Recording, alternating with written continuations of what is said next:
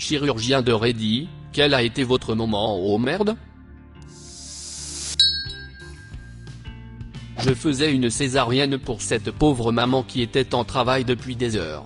Le bébé ne voulait pas sortir du trou qu'on avait fait, alors on a appliqué plus de pression sur le fondu, le haut de l'utérus, et soudain wouch, le bébé est sorti comme une torpille, couvert de vernix lubrifiant, il est passé par-dessus le drap chirurgical qui avait la texture d'un toboggan et s'est presque envolé de la table.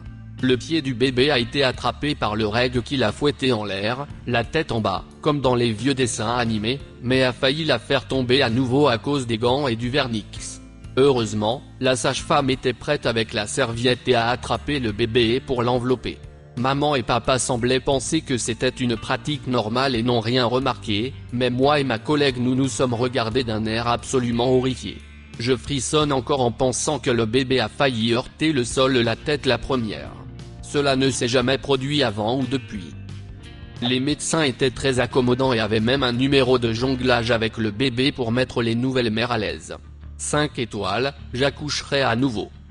Je faisais une greffe de cornée quand j'ai eu le moment oh merde. Pendant l'opération, je coupe la propre cornée du patient et la remplace par une nouvelle cornée de donneur.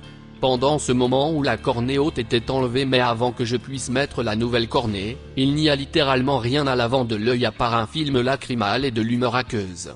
Bref, le patient profite de ce moment pour commencer à vomir, la raison pour laquelle nous disons à tout le monde de ne pas manger ni boire et qu'ils ne doivent pas aspirer au cas où il vomirait. Ce patient a menti en disant qu'il avait pris un petit déjeuner et a commencé à tout vomir. L'œil est encore ciel ouvert à ce moment-là. Tout ce qui est à l'intérieur de l'œil peut maintenant devenir à l'extérieur de l'œil.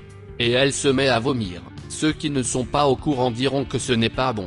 Ceux qui sont vraiment au courant diront oh merde. Quoi qu'il en soit, j'ai dû saisir la nouvelle cornée et commencer à suturer aussi vite que possible un patient qui vomit activement. J'utilise des sutures en nylon 10-0 qui sont plus fines qu'un cil. Cela s'est avéré correct, mais pas génial. Ne mentez pas sur le fait d'avoir pris un petit déjeuner avant l'opération, les amis. J'ai travaillé dans un CSA pendant des années et c'est incroyable le nombre de patients qui arrivent l'estomac plein. Je pense qu'il faut leur faire prendre conscience des horreurs qu'il y a à manger avant une opération. Chaque fois que je dois subir une opération, je suis à jeun pendant au moins 12 heures pour m'assurer que tout ce que j'ai mangé a été digéré.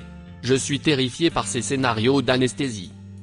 Je pense que c'est parce qu'on dit à la plupart des gens de ne pas le faire, mais jamais pourquoi ils ne devraient pas le faire.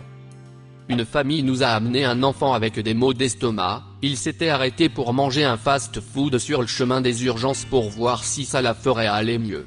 Sauf qu'ils ont dit qu'elle n'avait pas mangé depuis des heures et qu'elle avait l'appendicite. Elle a aspiré, a failli mourir et a passé des mois à l'USIP. Ne mentez pas sur le fait d'avoir mangé avant une opération, les enfants. C'est arrivé dans mon hôpital, une jeune femme souffrant de troubles mentaux, qui était enceinte à l'époque et qui était dans le déni, s'est enfermée dans sa chambre lorsqu'elle a réalisé que les contractions arrivaient. En gros, elle n'a pas poussé et le bébé n'est pas venu naturellement. Sa famille a appelé le 911 à cause de l'odeur. Les urgences ont réalisé que son bébé était mort à l'intérieur d'elle à cause de l'odeur de pourriture. On l'a emmené au bloc opératoire pour retirer le bébé et apparemment toutes les infirmières et les chirurgiens vomissaient parce qu'une fois qu'ils l'ont ouverte, l'odeur était accablante et c'était traumatisant de voir cela. Eddie, pas un chirurgien. Je suis un médecin hospitalier. Lorsque j'étais une nouvelle infirmière travaillant dans l'unité de soins intensifs d'un grand hôpital universitaire, je suis arrivé au travail un matin avec un patient qui avait été admis la nuit précédente, intubé, tube respiratoire, sous sédatif, avec un cathéter de Foley, tube dans le trou du pipi, et tout. Pour faire court, il a été extubé, tube respiratoire, pendant le même quart de travail et il était complètement alerte et orienté. Il était en phase terminale d'insuffisance rénale, c'est-à-dire que ses reins ne fonctionnaient plus et qu'il avait besoin d'une dialyse, et n'avait qu'une trentaine d'années. Il a dit qu'il ne produisait plus d'urine et qu'il n'avait pas besoin de la sonde de Foley, alors il voulait l'enlever parce qu'elle lui faisait mal. Le sac de la sonde était vide depuis le début de mon service, ce qui est normal puisqu'il n'urinait plus, et cet hôpital avait une politique de retrait des sondes de Foley par les infirmières, ce qui signifie que même si nous avions besoin d'une ordonnance du médecin pour en insérer une, nous pouvions la retirer à notre discrétion, à moins qu'un médecin n'ait spécifiquement ordonné de ne pas le faire. Ce patient n'avait pas d'ordonnance du médecin, alors je suis allé retirer la sonde. Ils sont maintenus dans la vessie par un ballon à l'extrémité qui est gonflé avec 10 ml de solution saline. J'ai dégonflé le ballon en enlevant 10 ml de solution saline, et je l'ai retiré. Dès que le cathéter a quitté son pénis, le sang a commencé à couler à flot. Il s'est avéré que l'infirmière qui l'avait placé à l'admission ne l'avait pas assez avancé, car il n'y avait pas de production d'urine pour indiquer un placement correct, et qu'elle avait gonflé le ballon alors qu'il était encore dans son urètre, causant un traumatisme. Il ne voulait pas arrêter le saignement. J'ai dû tenir le pénis de cet homme fermé pour faire pression dessus pendant que mon collègue appelait le résident qui est venu et m'a regardé avec pitié en me disant de continuer à tenir le pénis de cet homme de 30 ans dans mes mains pour arrêter le flux sanguin jusqu'à ce que l'urologie arrive pour l'évaluer. Le sang continuait à jaillir à chaque fois que je me levais pour vérifier. Pendant plus d'une heure au total, j'ai tenu le pénis de cet homme et j'ai essayé de faire une conversation polie jusqu'à ce que l'urologue arrive. Ici le chirurgien. J'ai eu affaire à des tas de choses morbides, mais une chose qui m'a fait m'arrêter et me dire oh merde, c'est une conversation avec un jeune patient qui avait une perforation du côlon due à une maladie diverticulaire, qui est une usure commune du côlon. C'était l'un des plus jeunes patients que j'avais vu dans cette situation et certainement le plus jeune dont la perforation était si grave qu'elle nécessitait une opération.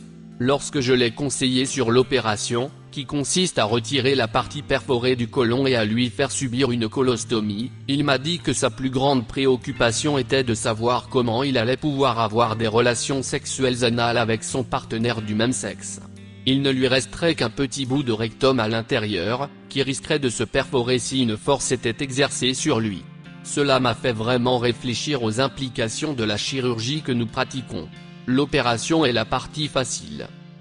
Je ne suis pas chirurgien, mais quand j'étais à l'école de médecine, il y a eu un moment oh merde pour tout le monde, y compris les chirurgiens, les anesthésistes, les infirmières et les étudiants. Ils préparaient un patient pour une opération, l'ont endormi et l'infirmière a dit ok, il est sorti avant qu'il ne commence à le découper. Le patient avait juste assez de force pour bouger sa tête d'un côté à l'autre et a dit non, je ne suis pas encore sorti. Tout le monde en a ri, mais si le patient n'avait pas fait cela, les choses auraient pu mal se terminer. C'est l'une de mes pires craintes. Ne pas être sorti, juste immobilisé et subir une opération à cause d'un mauvais anesthésiste. Je ne suis même pas sûr que cela puisse vraiment arriver, mais je n'aime pas y penser. C'est arrivé à ma mère lorsqu'elle a subi une césarienne en donnant naissance à mon frère. À l'époque, il vous assommait pour les césariennes, mais utilisait le moins d'anesthésiant possible pour protéger le bébé. Ils lui en ont donné assez pour qu'elle ne puisse pas bouger, mais elle était toujours éveillée et sentait tout. Elle était assez traumatisée. Je ne suis pas chirurgien, mais j'ai pensé que je devais partager cela. Mon mari est allé faire une coloscopie de routine et pendant qu'il le préparait, l'anesthésiste lui a demandé s'il était roux. Mon mari lui a répondu que oui. Lorsqu'il était enfant, il avait des cheveux roux comme un camion de pompiers, mais ils ont perdu de leur intensité et sont maintenant blonds comme des fraises. L'anesthésiste rit et dit « D'accord, j'ai compris, nous allons vous donner le dosage pour les roux et fait un clin d'œil. » Mon mari pense que c'est drôle, jusqu'à ce qu'il se réveille à la fin de l'intervention, jeu de mots, et que les médecins discutent de tout et de rien. Il s'avère que ce n'est pas une blague et que les roux ont une sorte de blocage naturel à l'anesthésie. Le gars lui avait donné la dose maximale autorisée et il s'est quand même réveillé. C'est arrivé quelques années plus tard. Ils lui ont donné de la kétamine et d'autres trucs pour l'assommer et lui faire enlever des dents de sagesse quand il a parlé au dentiste de la coloscopie. Il s'est quand même réveillé à la fin de celle-ci aussi. Les cheveux roux sont une mutation. L'emplacement de la mutation a aussi un impact sur le gène des récepteurs opioïdes. J'étais le patient. J'ai eu une transplantation du foie et on m'a fait un ERCP pour placer un nouveau stent pour le canal biliaire. Apparemment, mon anatomie est différente de la normale, et mes poumons descendent plus bas sur les côtés. Il a donc accidentellement fait une entaille, ce qui a provoqué un hémothorax. Quand je me suis réveillé, je ne pouvais pas respirer, ils ont fait une radio et ont dû poser un drain thoracique. Finalement, j'étais tellement épuisé que j'ai demandé à être ventilé et il m'a ventilé. Apparemment, il a pleuré parce qu'il se sentait si mal à propos de tout ça, mais il n'a pas été malveillant ou négligent, c'était simplement un accident. Parfois les choses arrivent, vous pouvez être le meilleur du monde et faire quand même une erreur. Exactement. Ce n'était pas drôle vu que c'était censé être une procédure ambulatoire qui s'est transformée en un séjour de 2 semaines à l'hôpital avec 3 tubes thoraciques et quelques réactions bizarres aux médicaments. Quelques-uns de ces jours étaient aux soins intensifs aussi. Pas moi mais mon oncle, il est pneumologue et supervisait assister à une opération des poumons pour enlever une tumeur. Il s'est avéré que la tumeur était une boule de racine, une sorte de graine s'était introduite dans les poumons du patient et avait commencé à se développer. J'avais un ongle d'orteil incarné. C'était censé être une solution rapide. J'avais 14 ans et ma mère était avec moi. Ils ont laissé un apprenti faire l'opération et il a fait aux merdes. Le médecin en charge a juste rigolé et dit pas de risque, pas de plaisir. Il s'avère qu'ils ont bousillé mon orteil et j'ai dû subir 4 autres opérations pour le corriger. J'ai pleuré. Mon grand-père a raconté l'histoire d'un clamp qui s'est détaché d'une artère alors qu'il retirait un rein dans le Wyoming rural au début des années 50.